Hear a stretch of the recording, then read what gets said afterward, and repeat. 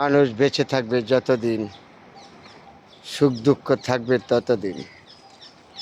সুখ দুঃখ নিয়েই মানুষ। হঠাৎ দুঃখ আসলে অস্থির হওয়া যাবে না, ধৈর্য ধরে মোকাবেলা করতে হবে। সুখ দুঃখের মালিক আল্লাহ। যে ব্যক্তি দুনিয়াতে পাঠিয়েছে আপনাকে আমাকে, সে ব্যক্তি ভালো জানে আমার কি করতে হবে, আপনি কি করতে হবে। আপনি কখনো জোর করে কোনো কিছু আদায় করতে পারবেন না।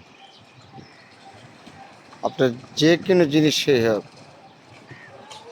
ভালোবাসা হোক, চাকরি হোক, কর্ম হোক, টাকা হোক, কিন্তু জোর করে কোনো জিনিস আপনি আদায় করতে পারবেন না।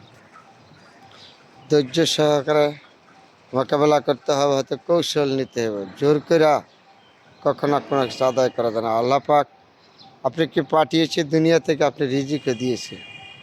আপনি যদি জোর করেন, মনে করেন আমি জোর করে ইনকাম করবো, জোর করে কখনো সম্ভব না। আপনার ভাগ্যে যা রাখছে আল্লাহ তাই পাবেন। জোর করে কোনো কিছু আপনি অর্জন করতে পারবেন না। আপনি একটা কথা জেনে রাখবেন, কিসমতের ভরা খাওয়া নেই, হায়াতের ভরা বাসা নেই। তারপরে আমরা সব কিছু মিলিয়ে এলো মানুষ।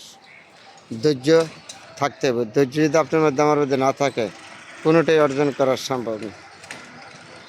এটা ভালোবাসা বলেন, শিক্ষা বলেন, ব্যবসা বলেন, যে কোনো ক্ষেত্রে আপনি কখনো জোর করে কোনো কিছু আদায় করা যায় না।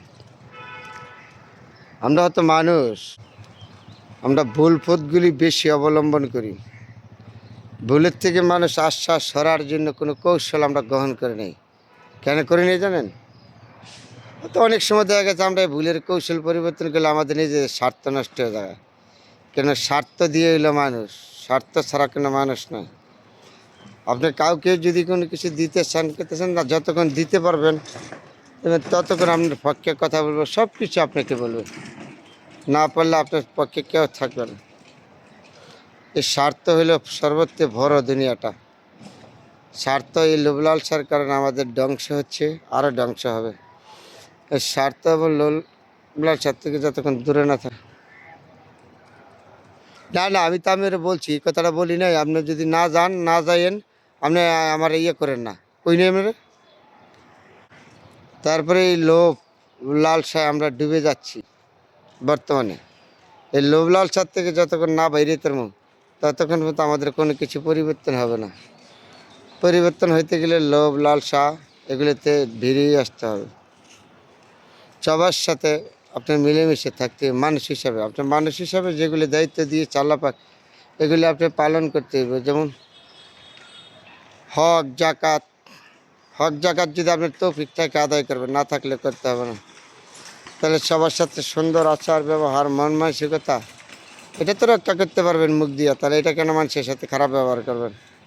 এগুলির থেকে সবসময় দূরে থাকবেন। যতক্ষণ চেষ্টা করবেন সবার সাথে মিলেমিশে থাকার জন্য। এটা হলো সর্বোত্তকর। আপনার একজন মানুষ চিরদিন আপনার থাকবেন না, চলে যাবেন একদিন। আপনার যে আচার ব্যবহারগুলি মানুষের সাথে করছেন, কী রয়েছেন, এগুলি নিয়ে মানুষ সমালোচনা করবো মৃত্যুর পরে। আসেন আমরা ভালোকে ভালো বলি, খারাপকে খারাপ বলি, তারপরে আপনার জীবন আমার জীবন সুন্দর হবে। অনেকগুলি কথা বলেছি বন্ধুরা, কারো কাছে ভালো লাগবে, কারো কাছে খারাপ লাগবে। তারপরে সবার জন্য দোয়া এবং শুভকামনা রইল। আলহামদুলিল্লাহ।